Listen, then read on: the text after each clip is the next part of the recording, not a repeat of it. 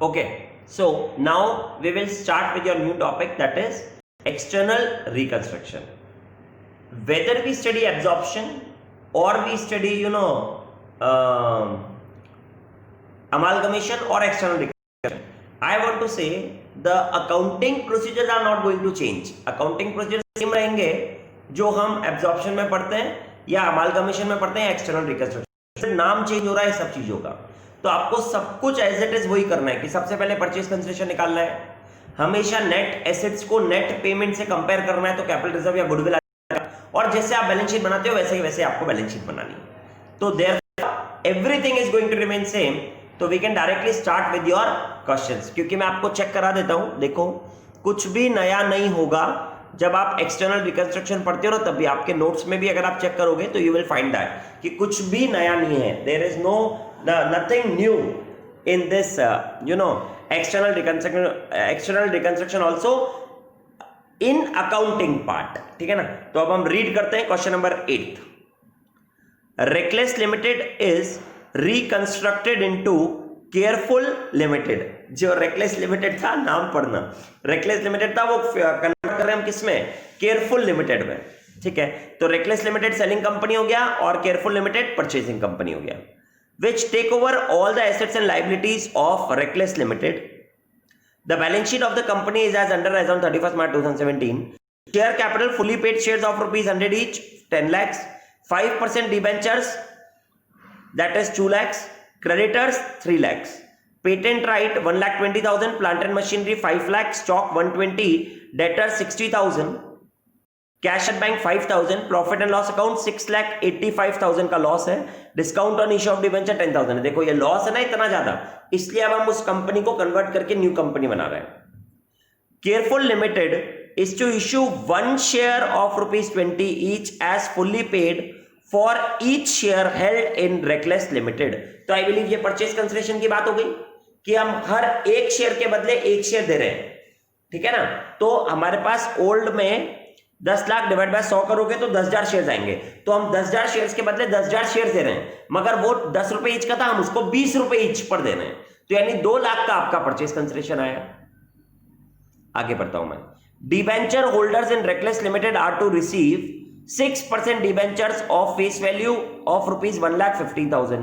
तो ये जो डिबेंचर्स है, हम 2 लाख की जगह उनको 1,15,000 दे रहे हैं, मगर वो 5% की जगह हम उसको 6% का दे रहे हैं। Careful limited will issue to the shareholders additional 20,000 shares of ₹20 each। अब ये आप इश्यू कर रहे हो, बदले में नहीं दे रहे हो, तो अगर हम इश्यू कर रहे हैं तो ये तो हमारा फ्रेश इश्यू कहलाएगा। कितने शेयर्स का, एडिशनल 20,000 शेयर्स का ऑफ ₹20 ईच। तो फ्रेंड्स 20 रुपीज ईच पर ही अगर हम इश्यू भी कर रहे हैं तो आप ये ध्यान रखना, ये एडिशनल है, तो यहां पर हमारा फेस वैल्यू 20 हो गया, 10 नहीं मानेंगे हम। क्वेश्चन में क्या बोला, 10 रुपीज है फेस वैल्यू ऑफ केयरफुल, तो 20 रुपीज का ही फेस वैल्यू मानना है ना। तो हमने ये और शेयर्स न्यू इश्यू कर दिए। These shares are fully subscribed and out of the sum received 1 lakh is paid to the creditors। Okay, हमने क्रेडिटर्स को 1 लाख रुपीज बाद में पे भी कर दिया इसमें से। Patent rights are valueless. Okay, careful limited is to adjust the value of plant and machinery as required. ये लाइन का मतलब मैं समझाऊंगा आपको अभी, ठीक है ना, कि पेटेंट प्लांट एंड मशीनरी की वैल्यू को हमने एडजस्ट करा as required. Give the balance sheet of careful limited after all the above arrangements have been put through. अब आपसे वो बैलेंस शीट पूछ रहा है केयरफुल लिमिटेड की। तो अब आप क्या करने वाले हो फ्रेंड्स इसमें, तो आई बिलीव सबसे पहले तो हम परचेज कंसिडरेशन निकालते हैं। इस बार जो परचेज कंसिडरेशन है वो नेट पेमेंट्स के थ्रू है, तो नेट पेमेंट्स के थ्रू परचेज कंसिडरेशन है, तो आप direct for equity share holders 1 के बदले 1, ओल्ड और न्यू, तो 10,000 के बदले 10,000 at the rate of 20 each, तो 2 लाख का आपका परचेज कंसिडरेशन आ गया, मतलब आपका नेट पेमेंट आ गया 2 लाख रुपीस। ये समझ में आई बात? हाँ दोस्त। अब उसके बाद दूसरी बात, अब आई बिलीव अब हमको क्या करना है, तो आई बिलीव अभी तक हम क्या करते थे, वो जनरल एंट्रीज पास करते थे सारे ये सब। अब वो तो क्वेश्चन में पूछेंगे, अब तो डायरेक्टली बैलेंस शीट पूछ रहा है, तो जब भी डायरेक्टली बैलेंस शीट पूछता है तो हमें तो सारे बैलेंसेस चाहिए जो बैलेंस शीट में हमें लिखने होंगे, राइट ना। हाँ, तो जब भी हमें बैलेंस शीट की बारी आती है डायरेक्टली, तो हम हमेशा ये चीज जरूर चेक करेंगे कि अगर कभी भी आपको net assets method sorry net payment method से अगर आप कैलकुलेट करते हो अमाउंट पेड, कौन से मेथड से? नेट पेमेंट से, तो ऑलवेज चेक नेट एसेट्स जो टेक ओवर हो रहे हैं। ऐसा क्यों? क्योंकि वो कंपेयर करके ही पता लगा गुडविल या कैपिटल रिजर्व का amount, as we have seen in the last question also. तो इस क्वेश्चन में भी हम वही चीज चेक करेंगे पहले। तो जब हमें वही चीज चेक करनी है पहले, तो आई बिलीव अगेन हम नेट एसेट्स लेंगे। तो जब आप नेट एसेट्स कैलकुलेट करोगे इस बार, तो पेटेंट राइट्स निल लोगे, प्लांट एंड मशीनरी की वैल्यू 5 लाख जो गिवन है वो लोगे। आपको ये बोला सर ये लास्ट में बोला था ना कि इसको एडजस्ट करना है एज रिक्वायर्ड, वो मैं समझाऊंगा ना। अभी तो कुछ नहीं लेना है, अभी तो 5 लाख ही लो पहले आप। तो 5 लाख से लिया, फिर स्टॉक लिया 120, स्टॉक में कोई चेंज नहीं बोला था ना उसने, यस स्टॉक ले लिया आपने 120। फिर हम डेटर्स ले लेंगे 60,000 और कैशर बैंक लेके 5,000, ये दोनों तो आएगा नहीं। और उसमें से हम 1,15,000 के डिबेंचर्स लेस करेंगे और क्रेडिटर्स 3 लाख रुपीस के पूरे लेस करेंगे। कोई बोला 1 लाख पे भी तो कर देता है, अरे वो पे तो बाद में करे, नई कंपनी ने टेक ओवर करते टाइम तो 3 लाख ही है। तो ये लेस करोगे तो आपके पास नेट एसेट्स की वैल्यू आएगी। चेक कराता हूं मैं पहले, yes you can check that. पहले तो परचेज कंसिडरेशन निकाला 2 लाख रुपीस का, जैसा मैंने आपको बताया क्वेश्चन नंबर 8 में। उसके बाद हमने ये नेट एसेट्स निकाल के बताया 5 लाख, 1,20,000, 60,000 और 5,000, ये सब ऐड करा और इसमें से हमने amount due to debenture holder और क्रेडिटर्स के 3 लाख को लेस करा, तो 4,15,000 आपके पास नेट एसेट्स आया। अब 4,15,000 की जगह आप दे कितना रहे थे? आप दे रहे थे उनको 2 लाख रुपए। तो आई बिलीव 4 लाख सॉरी ये 4,15,000 तो आपका ये था, तो 6,85,000 माइनस 4,15,000 नेट आया 2,70,000। तो हम 2,70,000 के बदले दे कितना रहे थे? 2 लाख। तो कहने का मतलब इसमें अगर हम कैलकुलेट करने जाएं तो 70,000 का आपके पास क्या आया होगा? आई बिलीव अगर आप समझ सकते हो तो 70,000 का आपका कैपिटल रिजर्व ही आ गया वापस से, क्योंकि नेट पेमेंट आप कम कर रहे हो, नेट एसेट्स आप ज्यादा के ले रहे हो, राइट। तो 70,000 का हमारे पास क्या था? Capital reserve. बट अब इस क्वेश्चन में ये बोला था कि plant and machinery value is adjusted as required. As required का मतलब क्या हुआ कि मतलब जो भी डिफरेंस हम गुडविल या कैपिटल रिजर्व निकालते हैं वो अब हमें एडजस्ट करना है प्लांट एंड मशीनरी में ही। तो अगर इसका मतलब ये है कि कैपिटल रिजर्व आ रहा था 70,000 का, तो उसकी जगह प्लांट एंड मशीनरी की वैल्यू को आप 5 लाख मत लो, उसको कम करके लो, क्योंकि कैपिटल रिजर्व क्रेडिट साइड आता। बट ये बोल रहा है कि वो कैपिटल रिजर्व मत लो और जो भी डिफरेंस आ रहा है ना इस सब चीजों का, नेट एसेट्स और नेट पेमेंट्स का, उसको एडजस्ट करो आप प्लांट एंड मशीनरी की वैल्यू में। तो 70,000 से हमारी प्लांट एंड मशीनरी की वैल्यू कम करके हमको 4,30,000 रुपए पर उसको लेना है। क्वेश्चन में गिवन है careful limited is to adjust the value of plant and machinery as required. तो प्लांट एंड मशीनरी की वैल्यू को कम करके ले रहा है वो आपके रेकलेस लिमिटेड की, जैसे रिक्वायर्ड थी वैसे। तो नॉर्मली हमारा नेट एसेट्स ज्यादा आ रहा था, नेट पेमेंट कम आ रहा था, इसलिए हमने प्लांट एंड मशीनरी की वैल्यू को कम कर दिया, क्योंकि कैपिटल रिजर्व के अगेंस्ट वो एडजस्ट कर देंगे हम और एंट्री पास कर देंगे capital reserve account debit to plant and machinery 70,000। अगर गुडविल आ रहा होता तो हम गुडविल नहीं दिखाते, प्लांट एंड मशीनरी की वैल्यू को अप कर देते हैं। This instruction has been given to us in the question, therefore we are doing it in that manner. समझ में आ गया? अब हम बैलेंस शीट की बात करें। यस फ्रेंड, तो नाउ जब अब आपको बैलेंस शीट बनाने को बोला है तो पहली बात तो शेयर कैपिटल जब आप लिखोगे तो 2 लाख तो हमने ओल्ड शेयर होल्डर्स को दे दी थी, 1,10,000 शेयर्स, और हमने 20,000 शेयर्स और इश्यू कर दिए थे, तो यानी 4 लाख प्लस 2 लाख 6 लाख की आपका शेयर कैपिटल आ जाएगा। समझ में आ गया? हाँ, 6 लाख की शेयर कैपिटल के बाद अब आप लिखोगे आई बिलीव डिबेंचर्स का वैल्यू तो 1,15,000 ही लिखना है। रिजर्व एंड सरप्लस तो कुछ बचेगा नहीं हमारे पास, क्योंकि कैपिटल रिजर्व तो हमारा चला ही गया। तो हम डिबेंचर्स लिखेंगे 1,15,000 के नॉन करंट लायबिलिटीज में 6% डिबेंचर्स बोले थे ना, यस। उसके बाद क्रेडिटर्स जो था वो 3 लाख में से 1 लाख का पेमेंट कर दिया, तो 2 लाख का क्रेडिटर्स लिख दोगे आप, ये आपका पूरा लायबिलिटी साइड हो गया। 6 लाख प्लस 2 लाख 8 और 1,15,000 9,15,000 की आपका बैलेंस शीट का टोटल भी हो गया। कितना इजी है।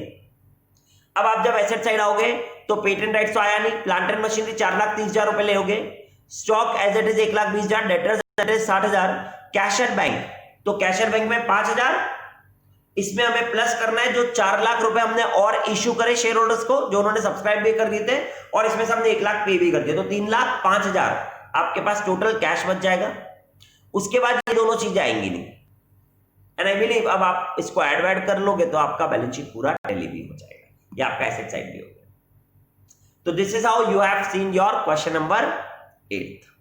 Now let us move to the next question, that is your question number 9th. इसका सॉल्यूशन दिखाऊं क्या? अच्छा एक मिनट, इसका सॉल्यूशन भी दिखा देता हूं पहले, क्वेश्चन नंबर 9th में जाने से पहले। चलो ठीक है, यहां तक समझ में आया था 2,70,000 तक। अब आप 2,70,000 के ऊपर अगर चेक करो तो देखो आपको गिवन है ये सेम बात कि आपका परचेज कंसिडरेशन 2 लाख है, नेट एसेट्स 2,70,000 है, तो कैपिटल रिजर्व आया 70,000 का। फिर आगे इसने क्या बताया, if plant and machinery not adjusted then capital reserve और लायबिलिटी साइड, तो हम लिख देते। बट अगर हमने उसको रिड्यूस करा, प्लांट एंड मशीनरी को रिड्यूस करा, तो हमने एंट्री पास कर दी, capital reserve debit to plant and machinery, the value of the plant and machinery has been adjusted, revised value of plant and machinery will be 4,30,000। और same उसने उसके आगे करके बता दिया आपको, कैश और बैंक बैलेंस निकाल करके 3,05,000, और फिर बैलेंस शीट बनाई, देखो 6 लाख रुपए, 1,15,000 और 2 लाख, 9,15,000, और ऐसे नॉन करंट एसेट्स और करंट एसेट्स करके बता दिया। नोट्स आपको साथ में बता दिए, ये नोट्स, ये नोट्स सब आपके पास आपके ग्रुप में भेज ही रहा हूं, है ना। चलो तो अब हम आ जाते हैं नेक्स्ट क्वेश्चन, आपके क्वेश्चन नंबर 9th पर। बहुत सिंपल क्वेश्चन है एक्सटर्नल रिकंस्ट्रक्शन के, तो आ जाए तो बहुत ही बढ़िया है आपके लिए। चलो तो now let me read this question, question number 9th. Following is a balance sheet of Backward Limited as on 31st March 2017. Liabilities given है 40,000, 7% preference shares of rupees 10 each fully paid, 4 lakh, 60,000 equity shares of rupees 10 each, that is 6 lakh. Profit prior to incorporation 12,100. Loans 5,000. Trade creditors 86,100, ठीक है। Bills payable 4,200, bank overdraft 9,400, land and building 3,18,000, plant and machinery 1,65,000, motor lorry that is 6,200, trade debtors 134 minus provision of 3 तो 131, stock and trade 83,500, cash in hand and cash at bank they have given 13,100, और profit and loss account given है accumulated losses का 4 लाख। जब भी losses होता है जब भी तो हम उसका एक्सटर्नल रिकंस्ट्रक्शन करते हैं। आगे note, there is a contingent liability in respect of the claim for royalties amounting to 15,000. It was arranged that a new company progressive limited should be formed to acquire the under mention assets and value at the value stated. यही सारे assets वो लेकर के जा रहे हैं, land and को, plant and machinery को, मोटर लॉरी को और स्टॉक को इस वैल्यूज पर। The total of rupees 4 lakh, I believe अगर क्रेडिटर्स वगैरह ये सब भी लेके नहीं जा रहा है वो, तो 2 + 1 3 लाख, और ये सबको ऐड करा तो 4 लाख, तो ये बता रहा है अब ये देखो 4 लाख का। The total of 4 lakh payable was satisfied by the allotment of 20,000, 6% preference shares of rupees 10 each fully paid, and 20,000 equity shares of rupees 10 each. Okay, तो आप ये जो 4 लाख का परचेज कंसिडरेशन है उसमें से आप है ना 2 लाख तो प्रेफरेंस शेयर्स की तरह दे रहे हो और 2 लाख रुपए आप इक्विटी शेयर्स की तरह दे रहे हो, ठीक है। The new company also satisfied the contingent liability in respect of the claim for royalties by allotting to the claimant 400 equity shares fully paid. Okay. The book debt realized 1,30,000 and the amount of trade creditors proved to be rupees 81,000. ये तो सब हमें old company में payment करना है और realise करना है। Loan and other liabilities were discharged and cost of winding up amounting to rupees 1,400. ठीक है, अदर लाइबिलिटीज वर डिस्चार्ज, तो ये अदर लाइबिलिटीज हमने पे भी कर दी थी और हमको अलग से रियलाइजेशन एक्सपेंसेस 1,400 भी आया। Preference share holder in the old company accepted the preference shares in the new company in full satisfaction, whereas the equity shareholder took over the equity shares in the new company and the balance in cash as final settlement. Okay. Show the journal entries in the books of both the companies. Okay. अब इस बार question में आपको journal entries पूछा है both the companies में, यानी old company की भी बुक्स बंद करनी है और न्यू कंपनीज में भी करना है। नॉर्मली हम ओल्ड कंपनीज में क्या बनाते थे, realisation account, equity share holders account, preference share holders account, right ना। अब इस बार instead of preparing that we will pass the journal entries. Journal entries तो और सिंपल हो गई हमारे लिए, ठीक है ना, वो हम करने वाले हैं। बट सबसे पहले हमें क्या निकालना होता है, purchase consideration. When you will check in this question also purchase consideration as per net payments method, क्योंकि हमें गिवन है कितने नंबर ऑफ शेयर्स और कितने नंबर ऑफ शेयर्स और किस रुपीस पर हम दे रहे हैं। तो सबसे पहले आप बनाओगे purchase consideration for preference share holders. हम क्या दे रहे थे प्रेफरेंस शेयर होल्डर्स को? We are giving them 20,006% preference shares of ₹10 each, 2 lakh. फिर आप लिखोगे फॉर इक्विटी शेयर होल्डर्स, वो हम लिखेंगे for equity share holders 20,000 equity shares of ₹10 each, 2 lakh. दोनों को मिलाकर के 4 लाख का आपका परचेज कंसिडरेशन आ गया, पॉइंट नंबर 1। अब हम स्टार्ट करेंगे ओल्ड कंपनी की बुक्स को बंद करना। तो when we will start that old companies की बुक्स को बंद करना, तो आई बिलीव सबसे पहले अब आप क्या करने वाले हो? तो सबसे पहले हम ट्रांसफर करते हैं all the balances to their respective accounts, right ना? तो हम सबसे पहले अगर यहां चेक करें तो ये प्रेफरेंस शेयर कैपिटल को हमें डालना है प्रेफरेंस शेयर होल्डर्स अकाउंट में। तो entry will be preference share capital account debit to preference share holder account. First entry you have pass this. Second entry, equity shares को आप ट्रांसफर करोगे equity share holder account में, तो equity share capital account debit to equity share holder account 6 lakh. उसके बाद ये profit prior to incorporation भी जाएगा इक्विटी शेयर होल्डर्स अकाउंट में, क्योंकि that belongs to equity share holders. तो you will write the same entry, profit prior to incorporation account debit to equity share holders. उसके बाद ये loans, trade creditors, bills payable, bank overdraft, ये चारों चीजें कहां जाने वाली है? रियलाइजेशन अकाउंट में। तो you will pass the entry loans, trade creditors, bills payable, bank overdraft account debit to realisation. अब हम बात करते हैं एसेट साइड की, जो हमें ट्रांसफर करना है। तो land and building, plant and machinery, motor lorries, trade debtors, stock and trade और कैश वो लेकर के नहीं जा रहा है, तो ये तो हम अकाउंट में डालेंगे, बट स्टॉक एंड ट्रेड तक आई बिलीव ये सबको आप एंट्री करोगे realisation account debit to all these accounts. और प्रोविजन क्रेडिट साइड में जाएगा तो entry will be provision account debit to realisation account. चलो आई बिलीव ये समझ में आ गया। और उसके बाद ये जो आपके पास कैश इन हैंड, इसकी कोई एंट्री नहीं होगी, और profit and loss account equity share holders account में जाएगा, तो entry will be equity share holders account debit to profit and loss account. बोलो यहां तक समझ में आया? यस। सेकंड स्टेप क्या होता है? रिकॉर्ड एंड रिसीव पीसी वाला। तो अब हम वो रिकॉर्ड करेंगे, तो आप उसकी एंट्री क्या पास करोगे? You will pass the entry, new company कौन था? That was progressive limited. तो you will pass the entry progressive limited account debit 4 lakh rupees to realisation account 4 lakh rupees. चलो ये भी समझ में आई आपको, फोर्थ एंट्री भी। हाँ, अब ये प्रोग्रेसिव लिमिटेड हमें क्या क्या दे रहा है? Preference shares in progressive limited account debit, equity shares in progressive limited account debit to progressive limited account. तो प्रोग्रेसिव लिमिटेड के डेबिट साइड में तो आ गया टू रियलाइजेशन, हाँ है ना, क्योंकि हमने एंट्री पास करी थी ना progressive limited account debit to realisation. तो प्रोग्रेसिव लिमिटेड के डेबिट में आ गया और क्रेडिट में by preference shares in progressive limited और by equity shares in progressive limited. वो अकाउंट क्लोज, अकाउंट नहीं बना रहे मगर एंट्रीज तो समझ में आ रही ना आपको। हाँ, ये एंट्री होने के बाद, रिकॉर्ड और रिसीव पीसी करने के बाद फिर आप क्या करते हो? तो आई बिलीव उसके बाद हम रियलाइजेशन एक्सपेंसेस पे करते हैं, और जो भी हमने एसेट्स और लायबिलिटी टेक ओवर नहीं है उसको हमें पे करना है या उसका अमाउंट रिसीव करना है। तो that is what we will see now. तो आई बिलीव सबसे जब हम बात करेंगे तो हमने ये बुक डेट्स को रियलाइज कितना करा? देखो, लैंड एंड बिल्डिंग ले गया, वो प्लांट एंड मशीनरी ले गया, मोटर लॉरीज ले गया और स्टॉक लेके चला गया। तो इसका मतलब सिर्फ सन्डे डेट्स को हमें रियलाइज करना है एसेट साइड से। तो हम एंट्री पास कर दें, cash and bank account debit to sundry debtors, कितना रियलाइज हुआ? Sorry, cash and bank account debit to realisation कितना होगा? 130। ये एंट्री लिख दोगे आप। और साथ में जो भी ट्रेड क्रेडिटर्स और अदर लायबिलिटीज को आपने डिस्चार्ज करा है, पे करा है, तो वो सब आप एंट्री पास कर दोगे। तो आप एंट्री पास करोगे relation account debit to cash bank, और वो कैश बैंक में ट्रेड क्रेडिटर्स को आप 81,000 पे कर रहे हो, लोन्स का 5,000, बिल्स पेबल का 4,200 और बैंक ओवरड्राफ्ट का 9,400 प्लस 1,400 आप दोगे रिलेशन एक्सपेंसेस का। तो ये भी एंट्री आप पास कर दोगे relation account debit to cash bank करके। बोलो समझ में आ रही है आपको ये सारी बातें? हाँ, ये सब करने के बाद आई बिलीव नाउ आप रियलाइजेशन का प्रॉफिट और लॉस निकालोगे और वो ट्रांसफर कर दोगे इक्विटी शेयर होल्डर्स अकाउंट में। ओहो सो सॉरी, उससे पहले हम प्रेफरेंस शेयर होल्डर अकाउंट को क्लोज करेंगे। 4 लाख रुपए के बदले हम उनको 2 लाख रुपए दे रहे हैं, तो 2 लाख का इस बार हमें प्रॉफिट होगा, तो वो रिलेशन अकाउंट के क्रेडिट साइड में आएगा बाय प्रेफरेंस शेयर होल्डर्स के नाम से, ठीक है ना। उसके बाद हमारी कॉन्टिजेंट लायबिलिटी जो न्यू कंपनी लेकर के जा रही है उसके लिए हमें कोई एंट्री पास नहीं करनी है, वो न्यू कंपनी करेगी।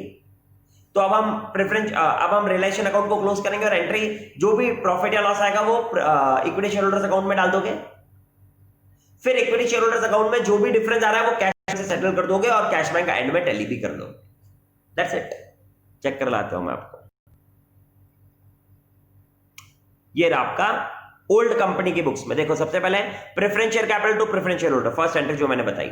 Second entry equity share capital profit prior to incorporation to equity share holder, ये भी मैंने आपको बता दी थी। थर्ड एंट्री फिर उसमें प्रॉफिट एंड लॉस भी लेके चला गया वो। फिर loan, trade creditors, bills payable, bank overdraft और आरडीडी टू रियलाइजेशन और realisation account debit to plant and machinery, land and building, motor lorry, stock और डेटर्स, सब एग्जैक्टली सेम आ रहा है। इसके बाद फिर हमने क्या करा, हमने छोटा सा एक रियलाइजेशन अकाउंट बना लिया और प्रॉफिट और लॉस निकाल दिया। मगर वो इक्विटी शेयर होल्डर्स का जो निकाला उससे पहले हमने यहां पर देखो 2 लाख रुपए आपका प्रेफरेंस शेयर्स का भी डाला, वो भी दिखाता हूं भी आपको। देखो प्रोग्रेसिव लिमिटेड टू रियलाइजेशन डाला 4 लाख 4 लाख। फिर हमने 6% preference share capital in progressive limited equity shares और in progressive limited to progressive limited entry कर दी, चेक कर लो आप। उसके बाद cash and bank to realisation, जो बुक डेट रियलाइज करा। फिर उसके बाद रियलाइजेशन टू कैश बैंक, वो सारी लायबिलिटीज पे कर दी। फिर preference share holders account debit 4 lakh को, एक तो हमने 6% preference shares in progressive limited दिया 2 लाख, और जो रिमेनिंग अमाउंट बचा वो रियलाइजेशन में ट्रांसफर कर दिया। और उसके बाद realisation to equity share holders का प्रॉफिट ट्रांसफर कर दिया। फिर इक्विटी शेयर होल्डर्स को टैली कर दिया हमने और कैश और बैंक से पेमेंट कर दिया। That is equity share holders account debit to equity shares in progressive limited and to cash bank. And इस तरीके से आपने books of backward limited close कर दिया। अब किसकी बारी आएगी, अब प्रोग्रेसिव लिमिटेड की बारी आएगी। कौन कौन सी एंट्रीज पास करते हो, पहली entry business purchase account debit to liquidator of backward limited 4 lakh 4 lakh. दूसरी entry liquidator of backward limited account debit to 6% preference share capital 2 lakh to equity share capital 2 lakh, 4 lakh की एंट्री ये खत्म। तीसरी एंट्री जो एसेट्स लिए टू, वो हम एंट्री पास करनी है, तो हम अब एसेट्स वाली लिखेंगे। तो आई बिलीव हम एसेट्स कितने कितने के लिए, land and building 2 lakh, plant and machinery 120, motor lorry 10,000, stock 70,000, debit हो गया टू बिजनेस परचेज 4 लाख रुपए। तो आपका इसमें there is no capital reserve और goodwill coming to business purchase, और ये आपने जे भी दिए। बोलो समझ में आ गया? एंड आई बिलीव बाय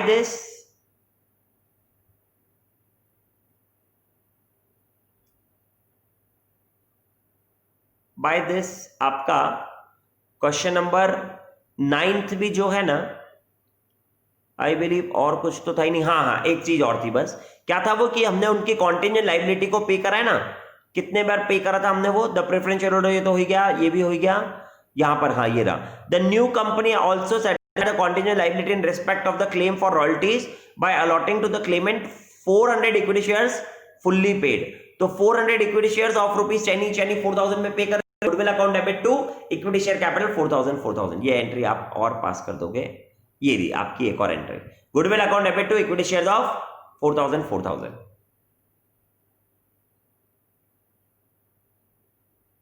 चलो आपको समझ में आ गया ये? तो I believe by this your question number 9 is also over. Thank you very much friends. अब हम अमालगमेशन आपका नेक्स्ट लेक्चर से स्टार्ट करते हैं। Thank you.